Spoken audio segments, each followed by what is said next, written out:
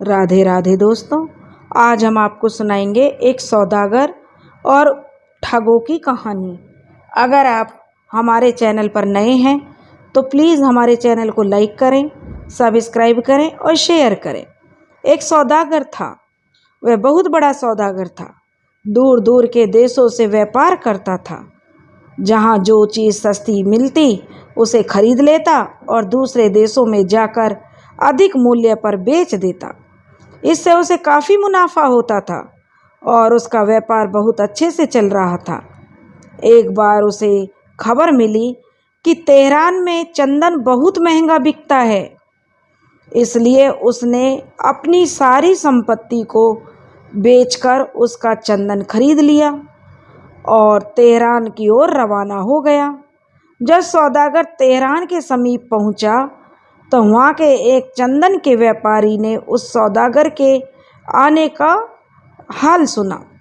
तो वह व्यापारी बड़ी चिंता में पड़ गया और सोचने लगा कि यदि यह सौदागर यहाँ आकर व्यापार करेगा तो मेरी बिक्री तो कम हो जाएगी और मुझे अब ऐसी कोई तरकीब निकालनी चाहिए कि यह सौदागर शहर में दाखिल होने से पहले ही मेरे जाल में फंस जाए।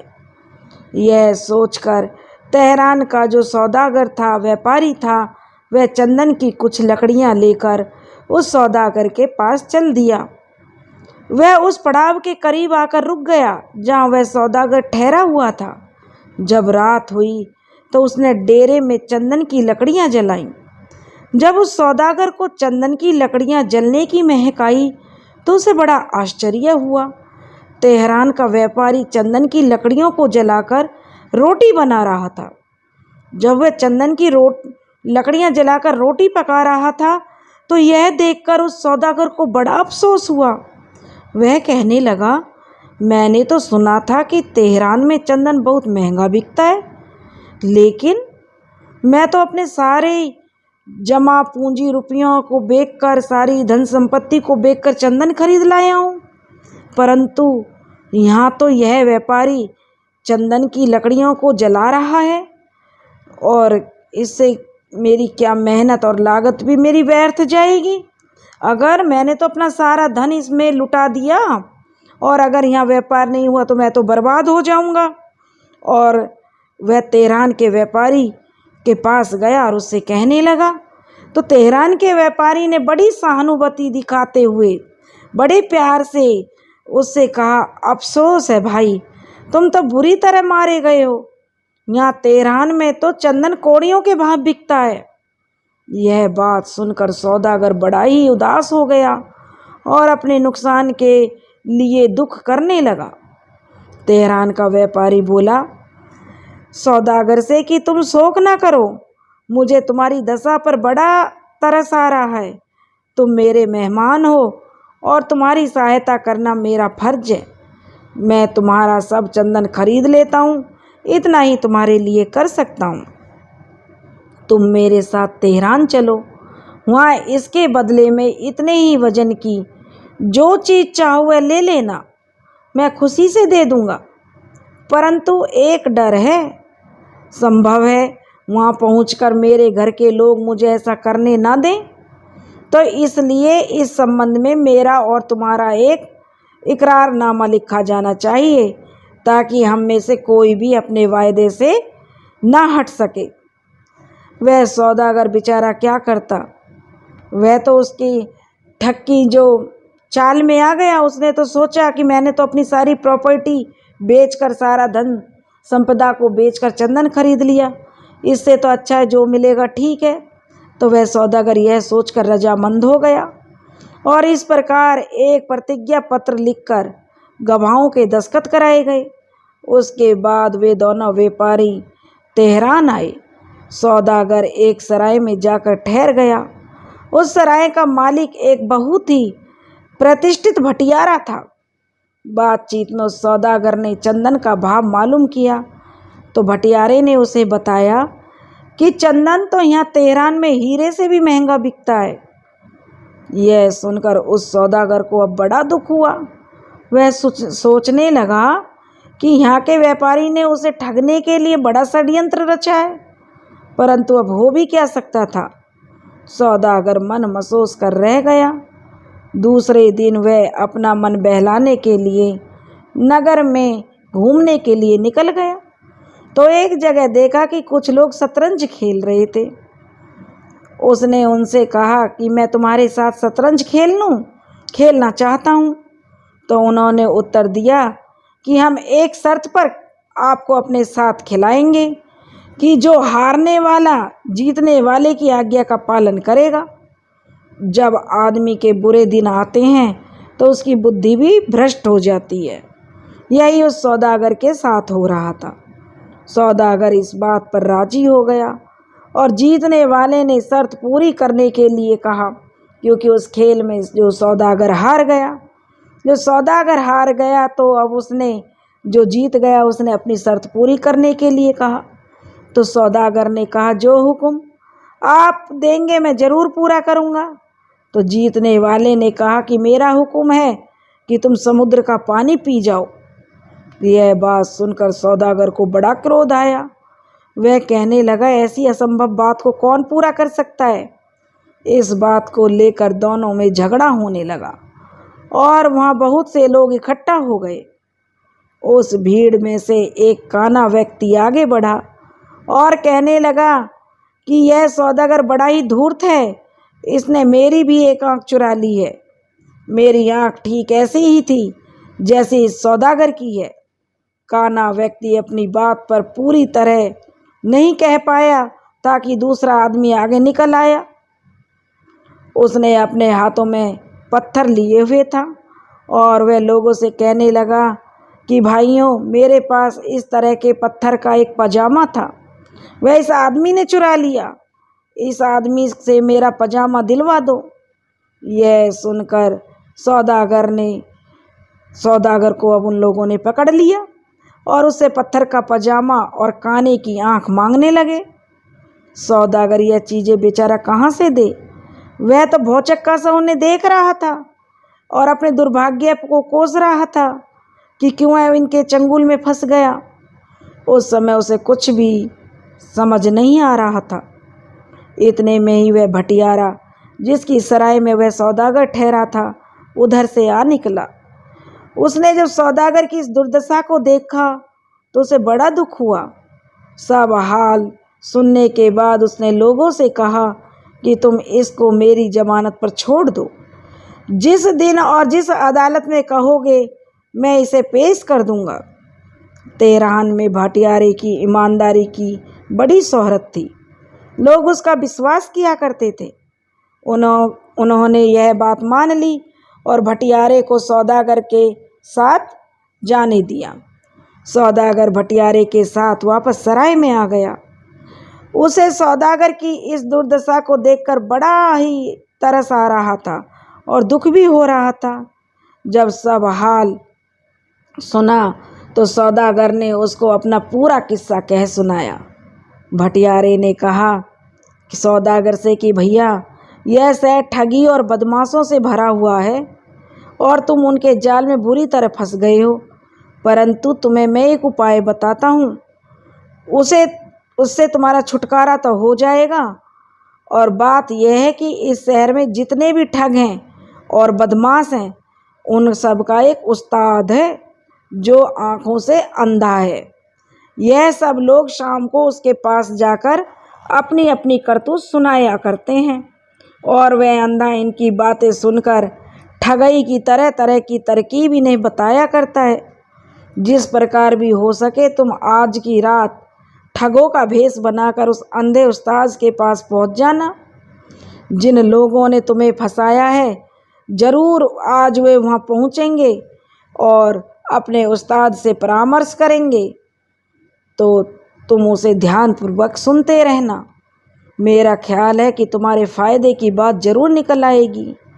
तब वह नवयुवक सौदागर ठग का रूप बनाकर बदमाशों के अड्डे पर जा पहुंचा।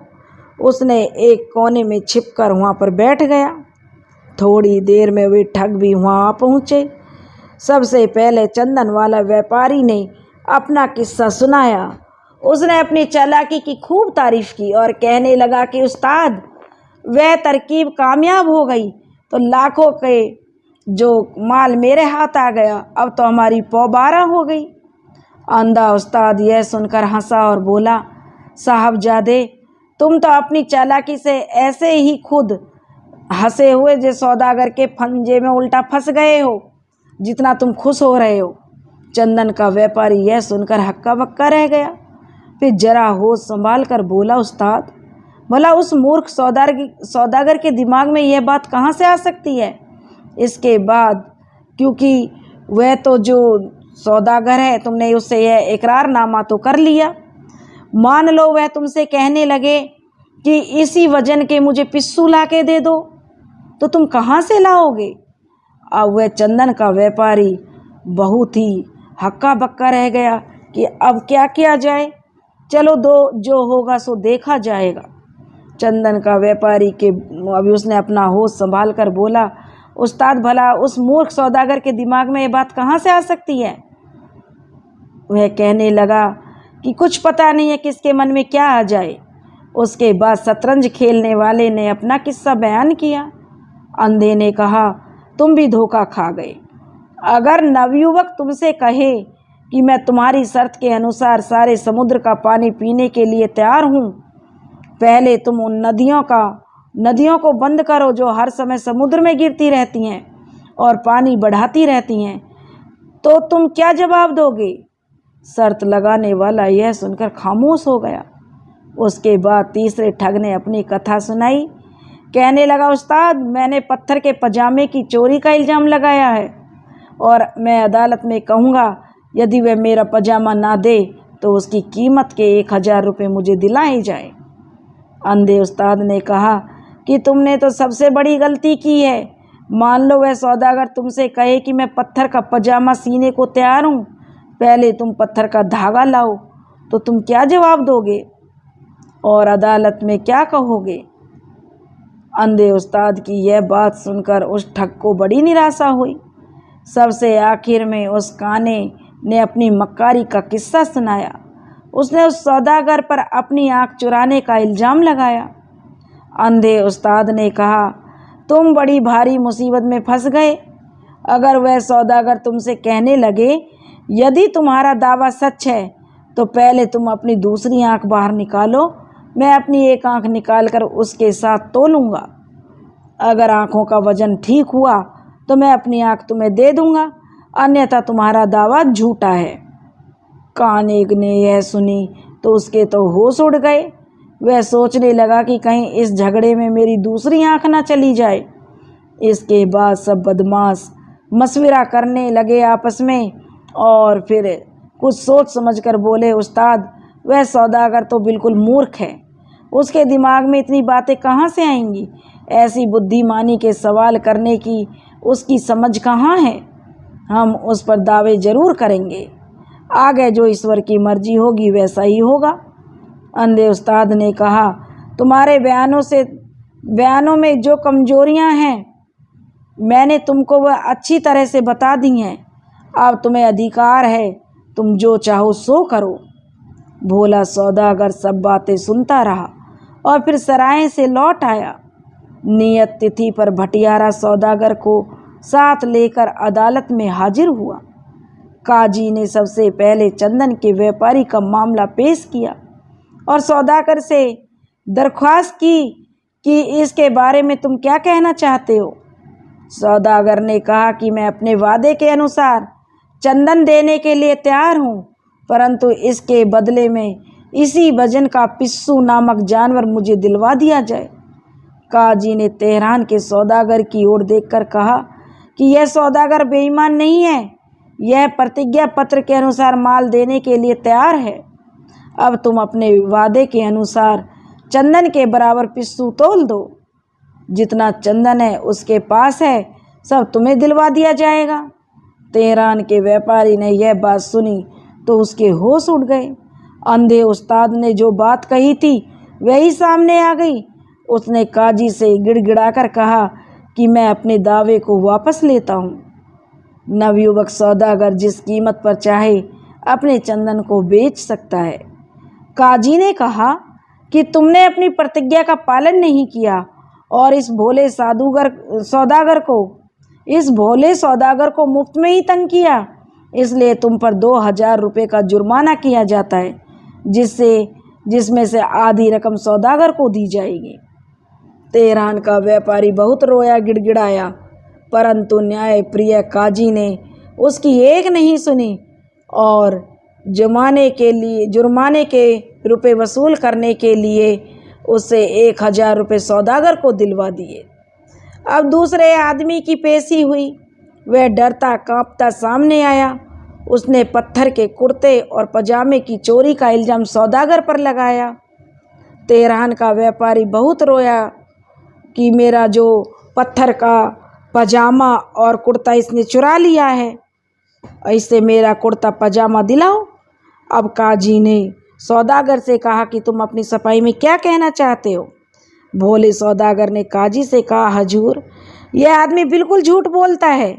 मैंने इसके कुर्ता और पजामे से कुछ नहीं चुराया, ना ही मेरे पास कोई कुर्ता पजामा है।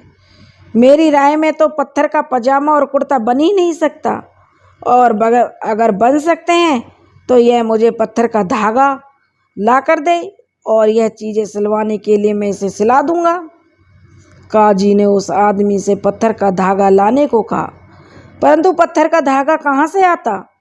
वह आदमी कुछ भी जवाब ना दे सका और काजी के भय से थर-थर काँपने लगा। काजी तो समझदार तो था ही, परंतु स्वभाव से एक बड़ा कठोर था। उसे इस आदमी की धोखेबाजी मालूम हुई तो उसे बड़ा क्रोध आया। उसने हुक्म दिया कि इस बदमाश को हवालात में बंद करके 20 कौड़े लगवाओ। सिपाही उसे पकड़कर जेल खाने में ले गए। अब की बार काना खड़ा हुआ और अपनी आँख की चोरी का दावा पेश किया। अब उस सौदागर से कहा कि अंधाता, जो यह सौदागर है, इसने मेरी एक आँख चुरा ली है। भोले साधुगर से काजी ने पूछा तो भोले साधुगर ने कहा, अन्नदाता, यह भी मेरे ऊपर झूठा इल्ज़ाम लगाता है। श्रीमान खुद सोच कर देखें कि भला कहीं आँख भी चुराई जा सकती है। अगर इसका दावा सच्चाई है तो मैं आँख देने के लिए तैयार हूँ। पहले यह अपनी दूसरी आँख निकाल कर सामने रखे, फिर मैं अपनी आँख निकाल कर उसकी आँख के साथ तोलूँगा। अगर दोनों आँखों का वजन एक ही हुआ तो मैं बड़ी खुशी से इसको अपनी दूसरी आँख दे दूँगा, वरना इसे झूठ बोलने का उचित दंड दिया जाए। काजी ने काने की आँख निकालने का हुक्म दिया। यह सुनकर काने के होश उड़ गए। फिर काना कहने लगा, मैं अपनी आँख निकालकर इसकी आँख में तो साथ डालूँगा, लेकिन सौदागर की बात उसके कानों में गूंज रही थी कि मेरी आँख निकाल कर दो, मैं अपनी आँख से तुम्हारी आँख नापूंगा। तो बस यही जो काने आदमी की तो हालत बुरी हो गई। दूसरी आँख के लालच में अपनी पहली आँख भी चली जाए। वह काजी के पैरों में पकड़कर रोने लगा और माफ़ी मांगने लगा। काजी ने सिपाहियों से कहा कि इसके भी 20 कौड़े लगाओ, और अगर आगे से कोई हरकत करे तो आजन्म कैद कर दो। सबसे आखिर में शर्त लगाने वाला खड़ा हुआ और सौदागर ने अपनी शर्त पूरी करने के लिए कहा। सौदागर ने काजी से कहा, सरकार, यह आदमी ठगों की मंडली में से एक है। इसने धोखा देकर मुझसे ऐसी कठिन शर्त करा ली, परंतु मैं इस असंभव शर्त को भी पूरा करने के लिए तैयार हूँ। पहले आप इससे उन समस्त नदियों का पानी रुकवा दें जो समुद्र में गिरती रहती हैं। यदि यह पानी बराबर उसी तरह समुद्र में गिरता रहा तो मैं क्यों पी सकूँगा। काजी ने उससे ऐसा कहा कि सौदागर ठीक कहता है, तुम पहले नदियों का जो पानी समुद्र में गिरता है उसे रोको, बाद में सौदागर पानी पीने के लिए तैयार है। अब उस ठग ने यह सुना तो उसके भी पसीने छूट गए और आंखें मीचकर काजी की अदालत में लेट गया। हाथ जोड़ने लगा, मिनती करने लगा।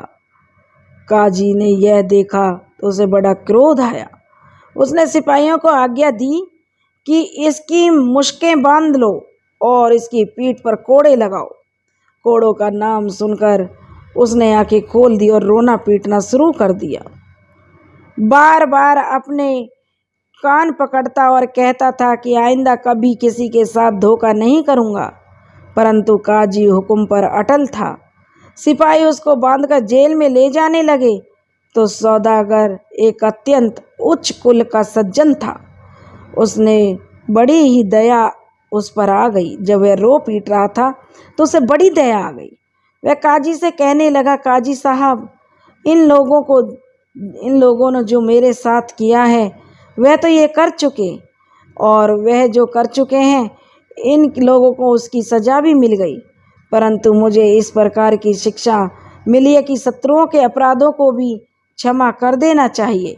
इसलिए मेरी आपसे प्रार्थना है कि आप इनके कसूरों को माफ़ कर दो। सौदागर की यह बात सुनकर काजी बहुत खुश हुआ। उसने उन्हें क्षमा कर दिया। तीनों धोखेबाजों ने ईश्वर की शपथ खाकर कहा कि हम आगे से किसी के साथ दगा नहीं करेंगे। सौदागर लाखों रुपए का चंदन बेचकर खुशी खुशी अपने घर लौट आया था। अब वह सौदागर खुश था। तेहरान में कोई चंदन सचमुच में बहुत महंगा बिकता था। अब उसकी समझ में आ गया था कि व्यापार करने के सिलसिले में कभी कभी कैसे ठगों से पाला पड़ जाता है। दोस्तों, अगर कहानी अच्छी लगे तो लाइक, शेयर और सब्सक्राइब जरूर करें। राधे राधे।